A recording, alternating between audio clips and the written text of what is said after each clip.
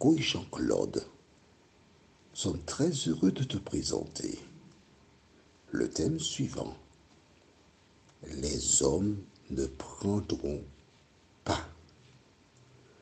Les références sont Matthieu 22, verset 30, Genèse 1, verset 27 et Genèse 2, verset 18. Matthieu 22, verset 30, Genèse 1, verset 27 et Genèse 2, verset 18. Le thème, les hommes ne prendront pas. Au risque de me répéter, il faut que tu aies ton cahier, parce que ce sont des informations fondamentales que tu auras. Des informations qui viendront effacer toutes les bêtises que des hommes t'ont racontées. Tu découvriras la vérité et la vérité seule. Est-ce que tu es prête? Attention, ça va démarrer. Prions, notre Seigneur et notre Dieu. Plus que jamais, les oreilles sont attentives à ta parole en cet instant. Car beaucoup veulent comprendre la parole. Merci de continuer de nous éclairer. Nous t'en prions. Au nom de Jésus et pour ta gloire éternelle. Amen.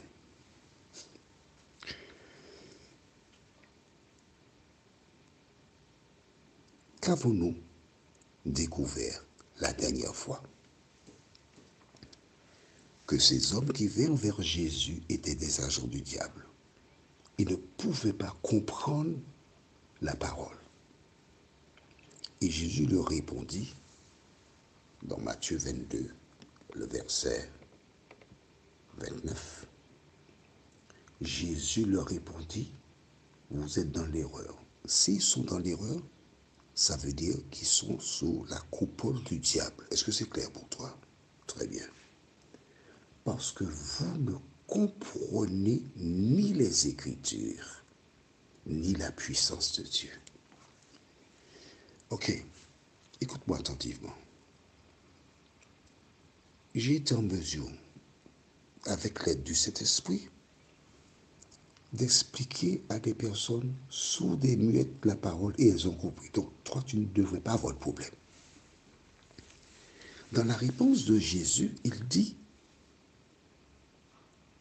vous ne comprenez ni les Écritures. À quoi Jésus fait-il allusion? Quand il dit, vous ne comprenez ni les Écritures, juste les Écritures. À quoi fait-il allusion? Bon, écris la réponse dans ton cahier. À quoi Jésus fait-il allusion?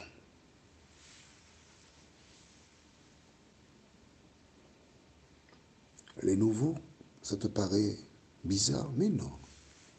Tu n'es pas là pour venir gober, non, t'asseoir et puis écouter, non. Tu es là pour utiliser ton cerveau pour analyser, te poser des questions et trouver les réponses. Qu'est-ce que les Écritures? C'est pas la Bible, non. Si tu dis ça, je te donne un double zéro. La Bible n'existe pas. Des siècles se sont écoulés entre le dernier livre de l'Ancien Testament, c'est-à-dire Malachie et Matthieu. Et quand Jésus dit « vous ne comprenez ni les Écritures », il fait allusion à quoi? À ce que nous appelons aujourd'hui l'Ancien Testament. Est-ce que c'est clair pour toi? Dis-moi, est-ce que c'est clair? Est-ce que tu as compris cela? Vous ne comprenez ni les Écritures. La puissance de Dieu, ça vient après. Mais la base, c'est les Écritures. En quelque part, Jésus indique à ces personnes qu'elles ne comprennent pas ce qui est écrit. qu'est-ce qui est écrit dans le domaine du mariage dans les Écritures? Explique-moi ça. Allons, faut pas bégayer là, non? Parce que tu as vu tout le temps que j'ai pris pour t'expliquer que ce que Dieu fait durera toujours. Et tu trouves ça dans Ecclésiaste 3, verset 14. Et pourquoi il fait ça? On va relire ça. On va relire. Alors, on va chercher Ecclésiaste 3, verset 14 et 15. Je vais m'organiser pour rester dans le temps. Ne t'en fais pas. Ecclésiaste 3, verset... J'aime beaucoup ces références-là. Ecclésiaste 3, verset 14 et 15 déclare: j'ai reconnu que tout ce que Dieu fait durera toujours, qu'il n'y a rien à y ajouter et rien à retrancher, et que Dieu agit ainsi afin qu'on le craigne. Ils n'ont pas compris les Écritures. C'est écrit là, oui. Bien. Alors, c'est ce que nous avons vu récemment. Alors, quelle est la réponse complémentaire de Jésus? Verset 30.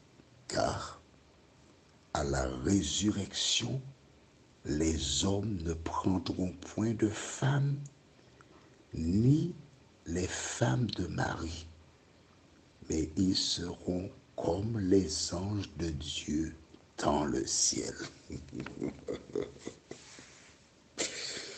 Aïe, aïe, aïe, voici la parole qui a jeté la confusion dans la tête de personnes qui ne comprennent ni les Écritures, ni quoi? La puissance de Dieu. Ayant lu « les hommes ne prendront point de femmes », des gens ont conclu qu'il n'y aura pas de couple à la résurrection.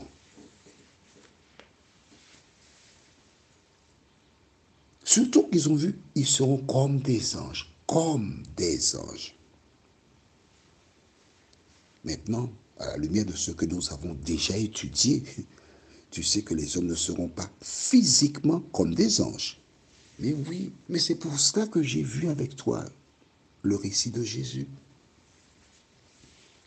À la résurrection, Paul dit, on a vu cela aussi dans 1 Corinthiens 15, versets 50 à 54, que l'homme reviendra à la vie avec un corps immortel, mais surtout incorruptible.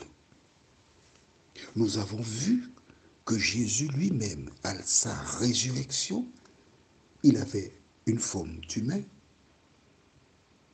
il était du physique, puisqu'il a dit à Marie, ne me touche pas, je ne suis pas encore monté vers mon Père. Tu te rappelles? Mais c'est écrit dans ton cahier. Donc tu as l'information. Nous avons vu aussi dans Jean 21, quand il permet aux disciples de faire une pêche miraculeuse, nous avons lu surtout le verset 15, le début, qui disait, quand ils eurent mangé, donc Jésus a mangé. Jésus est revenu à la vie avec un corps. Il était physique et il mangea du pain et du poisson. C'est l'un des derniers repas de Jésus. D'accord? Donc il n'est pas physiquement comme un ange. Maintenant, nous aurons l'occasion de voir la mission des anges. D'accord? Alors pour l'instant, nous restons concentrés. C'est à la résurrection, les hommes ne prendront point de femmes. Qu'est-ce que cela veut dire?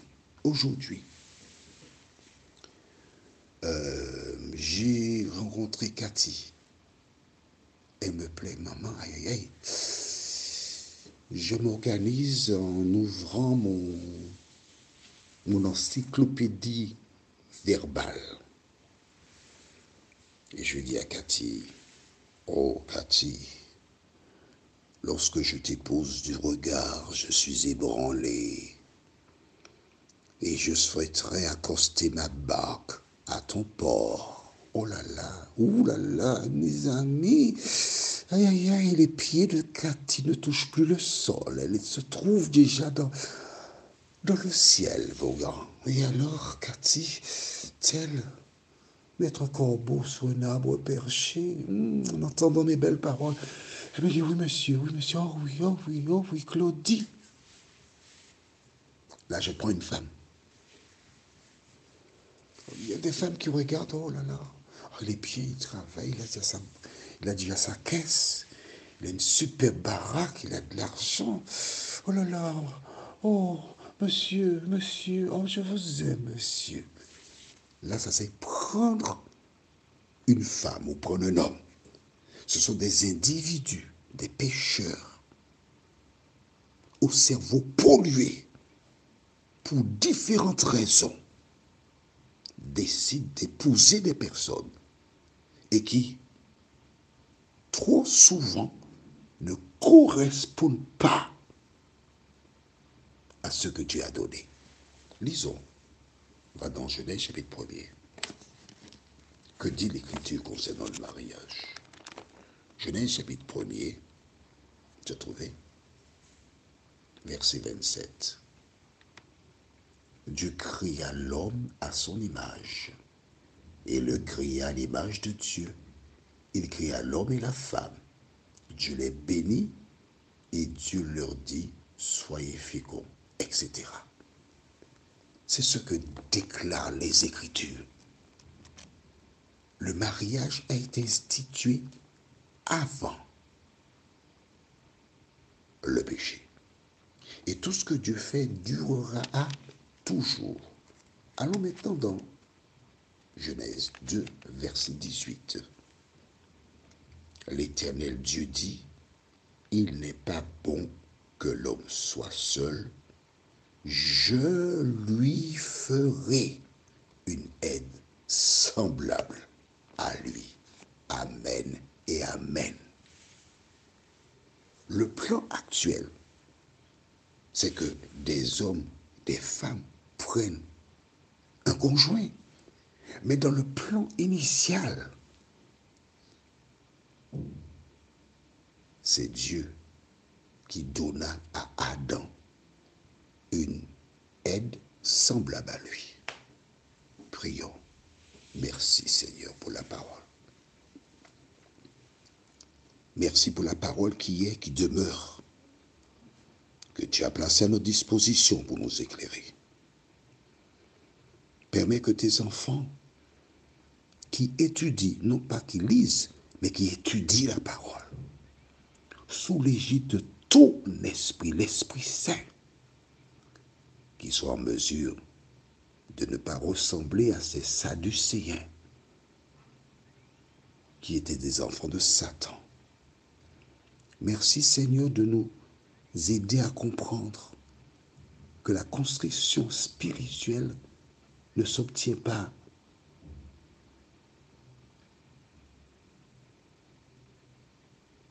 en écoutant des hommes, mais en t'écoutant à travers ta parole. Merci de nous entendre.